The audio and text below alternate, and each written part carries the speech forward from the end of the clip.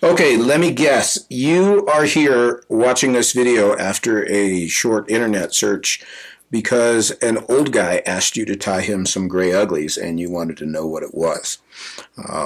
This is a fly from back in the day that we still occasionally carry when I have the patience to whip up a few in the shop, and we still have people ask for it. And, this is one of those flies that used to be all old guys, and now it's their grandsons coming in and saying, my grandpa used to fish with this fly, and I want some of those too. Super simple little bug. I'll show you how to tie it. We're going to tie this on a 5262 size 12.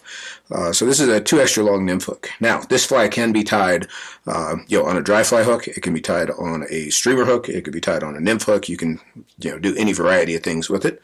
We're going to tie this on a nymph hook, which is a pretty standard version. You could still make this version float if you wanted to. It's just a little bit stouter hook. So I'm going to start with some A-dot uni in black. And I'll start this a couple eye lengths behind the hook eye and make a thread base back to the bend. At which point I'm going to grab a Grizzly Hackle. And I'll tell you, to be perfectly honest, all of these that I tied back in the day, I didn't sweat the exact size of the hackle too much. But I shoot for, maybe just a little bit, put that on that side, a little bit longer than the hook gap. So a fairly short hackle on these. And I'm going to strip the stem a little bit more on the inside of the turn than on the outside. And I'll tie it in right here at the bend, right up against the base there, and get that anchored in. And then I'm going to start to wrap this as upright as I can, one turn right in front of the other. And gray uglies I tend to tie maybe a little heavier than I would tie a renegade. And then I'll trim that feather off. So just 3 or 4 turns there. And then I kind of like to build a little thread head over that stub. Got one weird strand of hackle sticking out there. Get rid of him. So just little Grizzly hackle collar there at the bend.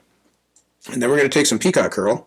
And I like these to be kind of on the chunky side. So I'm going to loosen this bunch up a little bit and get 8 or 10 nice thick Herls here.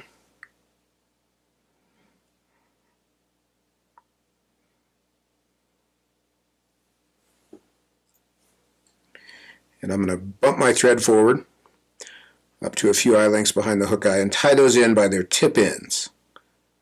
And I'll wrap back over those right up to the base. You can see I keep my thread real close, right up to the base of that Grizzly hackle.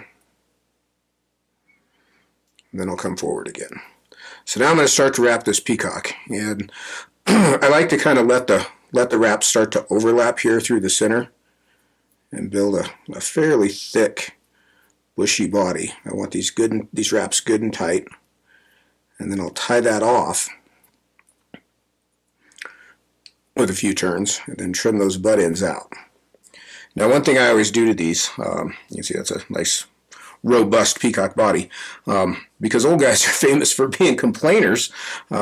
These flies, they'd fish these flies for 2 years and then come back and say, those flies came apart after 2 years of you fishing them every damn day you went.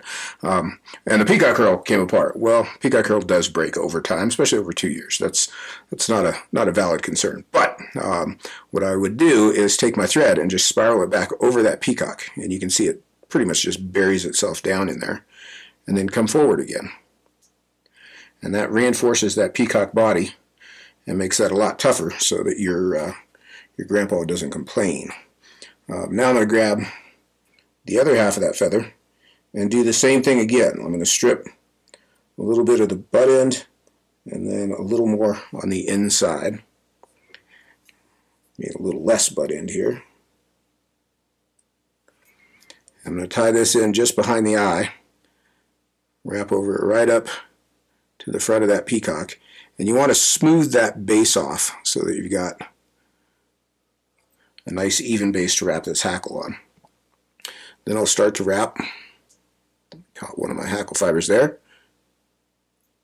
Start to wrap this grizzly feather. And you can kind of stroke these back as you go, just to clear the way.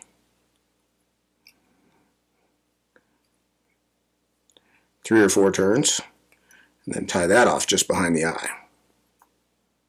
We'll trim that stem out, and then I like to just kind of push this all back and hold it and build a little thread head over the stem. And again, this is, this fly can be fished dry or wet, but I like to kind of wrap over that stem that covers that stem so the fly doesn't come apart. And then I'll whip finish over the top.